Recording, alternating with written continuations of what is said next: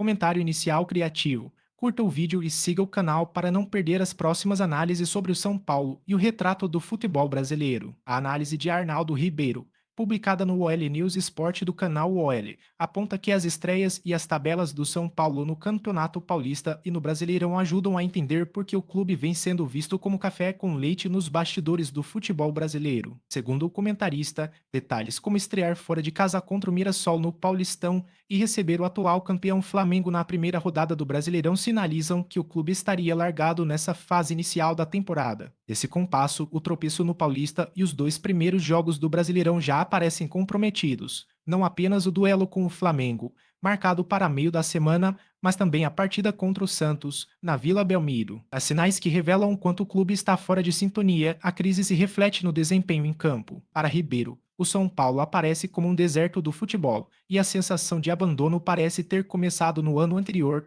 já que os dois campeonatos em que disputa, Paulista Estadual e Brasileirão, as estreias e a própria tabela contribuíram para esse quadro. Arnaldo Ribeiro contextualiza o cenário no estadual. O São Paulo abriu o Paulistão contra o Mirassol fora de casa. Em 5 partidas disputadas, houve confrontos fora contra Mirassol, Palmeiras e Corinthians. O Brasileirão, a estreia foi contra o Flamengo. Assim, o cuidado com o início de temporada deveria ter sido de quem comanda a gestão. Segundo ele, o São Paulo é o café com leite do futebol brasileiro, ocupando a 20ª posição em aproveitamento, considerado o time menos organizado do momento, sem dinheiro para contratar e sem que haja alguém cuidando de detalhes que façam diferença no dia a dia do clube. Ainda segundo o comentarista, o panorama atual era o mais provável para o tricolor diante de um começo de temporada tão desafiador. Era provável que o São Paulo começasse o Brasileirão contra o Flamengo, já que o Paulista o deixava encalacrado, e foi exatamente o que ocorreu. Crespo está em uma posição delicada, não poderia falhar em casa. O time dele não podia ter tropeços. Tinha, inclusive, perdido para a Portuguesa. A única solução parece ser jogar o Paulista com seriedade até o fim. Isso se define no duelo entre Flamengo na quarta e Santos no sábado, comentou Arnaldo. Ele ainda destacou que, se o São Paulo conseguir vencer o Santos no Paulista, a situação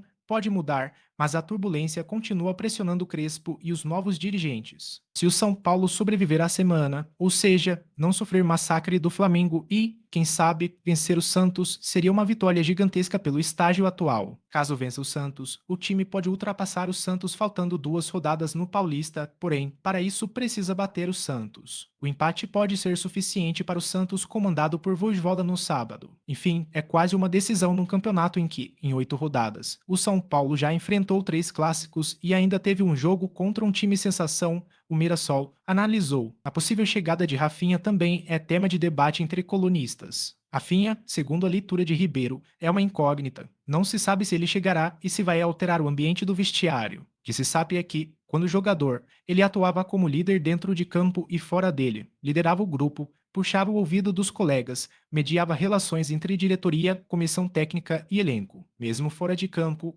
ele tinha atuação protagonista e dentro de campo era conhecido por reclamar de arbitragem e de decisões de bandeirinhas, algo que o tornava um interlocutor entre setores. Sua experiência no Bayern de Munique, onde mesmo não sendo titular absoluto era respeitado, é citada para fundamentar a expectativa de que ele pode exercer esse papel de liderança caso chegue ao clube. Outro tema abordado é o que fornece a análise do Flamengo, com o destaque para Paquetá. O Paquetá é um cavalo, ele pode jogar todas as partidas. O comentarista ressalta que, aos 28 anos, Paquetá tem saúde para suportar a intensidade. Não é exatamente comparável a Jorginho ou Arrascaeta